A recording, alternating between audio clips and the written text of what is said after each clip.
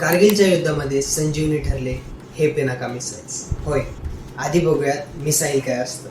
तर मिसाईल एक प्रकारे रॉकेटच आहे. उदाहरणार्थ इथे जर इंजिन असेल तर इथे कंबशन होईल आणि मागणं आग निघेल, हे रॉकेट असं पुढे जाईल. मग मिसाईल आणि रॉकेटमध्ये फरक काय? तर फरक आहे पेलोडचा.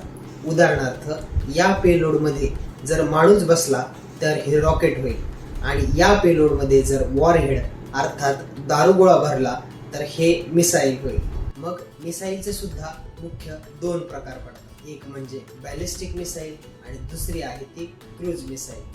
बॅलिस्टिक मिसाईल ही शॉर्ट डिस्टन्स आणि ज्याची डायरेक्शन ही चेंज होत नाही त्याला म्हणतात. उदाहरणार्थ एका शॉर्ट डिस्टन्सवरनं तुम्ही पाकिस्तानवर आक्रमण केलं आणि ही बॅलिस्टिक मिसाईल पाकिस्तानवर जाऊन पडली. मात्र आता समजा मध्ये एखादा ऑब्जेक्ट येऊन गेला आणि ही बॅलिस्टिक मिसाईल अशी निघाली, पण मध्ये ऑब्जेक्ट आल्यामुळे याची आपल्याला डायरेक्शन चेंज करता येत नाही, त्यामुळे हा ऑब्जेक्ट डिस्ट्रॉय झाला. आता यालाच उत्तर म्हणून क्रूज मिसाईल आहे. उदाहरणार्थ क्रूज मिसाईल ही जास्त ॲक्युरेट आपला ऑब्जेक्ट हिट करते, आपली डायरेक्शन चेंज करू शकते आणि लॉंग डिस्टन्स ट्रॅव्हल करू शकते. उदाहरणार्थ एका लॉंग डिस्टन्सवरनं ही क्रूज मिसाईल आहे आणि पाकिस्तानमध्ये एका याला टपरीला हिट करायचं ज्याचं नाव आहे मदनची टपरी.